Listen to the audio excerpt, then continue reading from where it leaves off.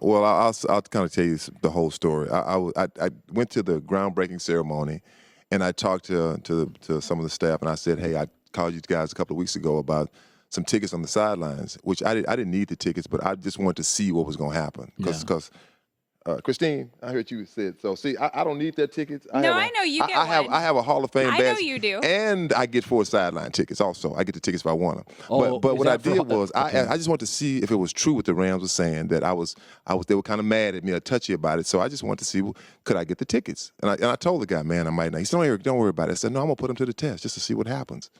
So Why? I asked the guy, and he said, Eric, man, they kind of upset, stuff you said. I said, what did I say about the team? I said, man, I love this team. Well, we're gonna have somebody call you. I said, who's gonna call me? He said, Jeff Fisher or Les Snead to call you. I said, no problem. I welcome that call.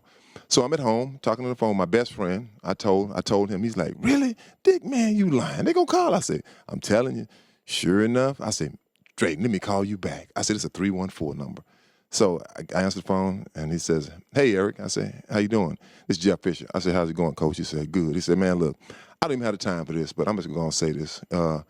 You can't be talking about my football team. You can't be talking about the organization and expect favors from the organization. As long as I'm head coach, we're not going to do anything for you. We're not supporting anything you do. And so as long as I'm here, that's just not going to happen. So I'm just letting you know, the players feel uncomfortable with you on the sideline. My coaches feel uncomfortable, and I'm just not going to have it. And so I just let him talk, and I let him finish. And when he finished, I said, you finished? He said, yeah. I said, Coach, I said, thank you for the call. I said, I've heard the grumbling. I said, for me, I said, you know what, Coach, I don't need nothing from the Rams. I don't need anything from the Rams. I have not been waiting around for the Rams to come back. Right. I don't need to ask y'all for nothing. I said, I'm a Ram. I said, I'll always be a Los Angeles Ram. Always. I said, look, you could go back to you can go to SC. You can go to, I don't know why I said Cleveland. You can go Cleveland. You can go back to the Titans. I said, Les can get fired. Kevin can get fired, but I'll always be a Los Angeles Ram. I said, that's why I wear that gold jacket. I said, man, I love this football team. I want my team to win like everybody else. I said, I'm frustrated. And then it's just, oh, Eric, man, man, look, that's not what we want. We want you to come on us. We want you to be a part of the team. So I'm like, in my mind, I'm like, okay, do you want me there or you don't want me there? Then he says, we have Britney Spears on the sideline. And I'm like, man, I don't care about no Britney Spears. I mean, no offense, but we're talking football.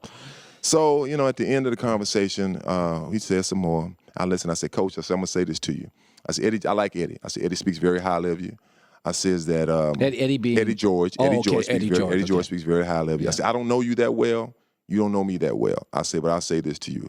I says, I will never come to a Los Angeles Rams game at that Coliseum as long as you're head coach. You'll never see me at a Ram function. I don't want my team to feel uncomfortable. I don't want your coaches to feel uncomfortable, so you don't have to worry about seeing me at any events again. So he said, no, that's not. I said, no, that's good. I said, thank you. I said, thank you for calling me. I said, having the guts to call me, because no one does, the grumbling around the facility.